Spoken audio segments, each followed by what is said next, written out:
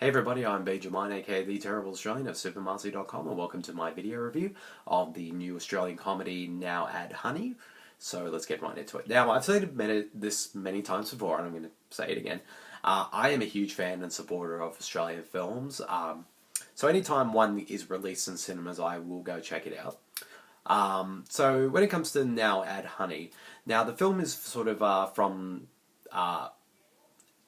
actor, writer, comedians Robyn, Butler, and Wayne Hope, and they've sort of made a lot of sort of very critically acclaimed Australian comedy shows like The Librarians, Very Small Business, Upper Middle Class Bogans, and now I haven't seen those shows, so I can't really say whether they're good or not. But I'm sort of basing it on sort of the critical reactions that they've gotten, and they've, from what I hear from a lot of people, that they're actually really good shows. And so this is kind of Robyn, Butler, and Wayne Hope sort of heading to the big screen. This film was Robyn Butler stars in the film in the lead role, and she also wrote the script. And Wayne Hope directed the film. So this is kind of like my first exposure to them and their sort of their style of comedy and their work. So unfortunately, though, I don't feel like this wasn't a very good film. Like I didn't hate it. I think it's a watchable film, but it's just pretty average, and I'll explain why.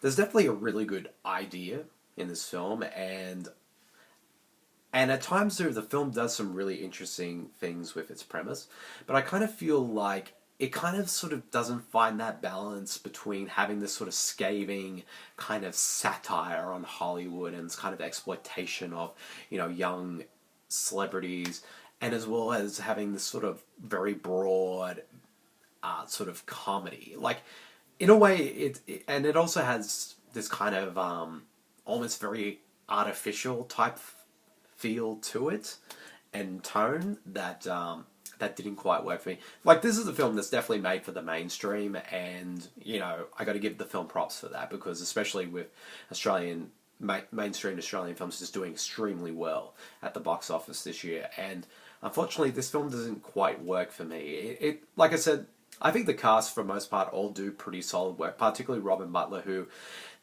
gives a really good performance, and since she's the writer of the film, like, you can tell that she wanted to give herself a really interesting character to work with, and I thought she did a good job. And also, she surrounds herself with a really solid cast who do really well with their roles as well. And also, one of them being Portia de Rossi, who, it was actually kind of cool seeing Portia de Rossi back in an Australian film, because she hasn't been, the last Australian film she'd been in was the 2003 film The Night We Called It a Day, or All the Way it was known in other parts of the world. So it's cool to kind of see her come back here. And when I heard she was cast, I was like, I know when she was cast, I'm thinking, and she plays a character who's been over the US for a few years, I thought, okay, she's, since Portia de Rossi's kind of lost her Australian accent now, and she'll probably, sort of go, give it and it'll suit the character that she's playing.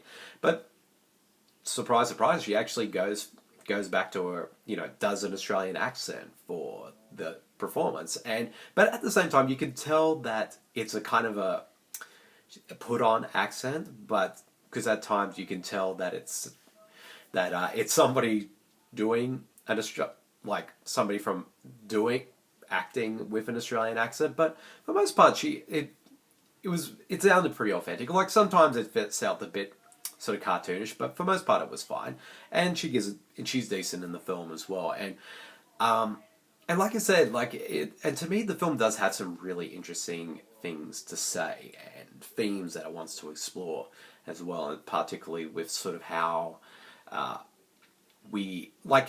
young Hollywood stars, particularly the characters played by Lucy Fry in the film, are sort of treated, and how, even though they're like underage or like in their teens and whatnot, they kind of get this how they're kind of being exploited by everyone. And the film sort of, and you can tell that Robyn Butler has a lot to say about that.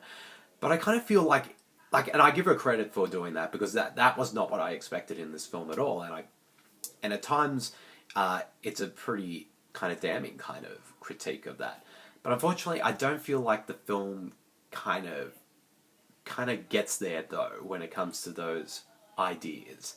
And also, there's some the script is also, even though it has its moments here and there that are funny, it wasn't as consistently funny as it could be. And in a way, it's kind of, what's the word I'm going to use? Like, it's obvious in terms of what its humor and also the way it approaches its story and the themes it goes for. Like, it doesn't really tell us anything that we don't already know anyway, but at the same time, I give her credit for doing that as well, and not just sort of, delivering just a straight up mainstream comedy. Like, she wanted to have something to say as well, but I don't think her script Robyn Butler's script quite got there though.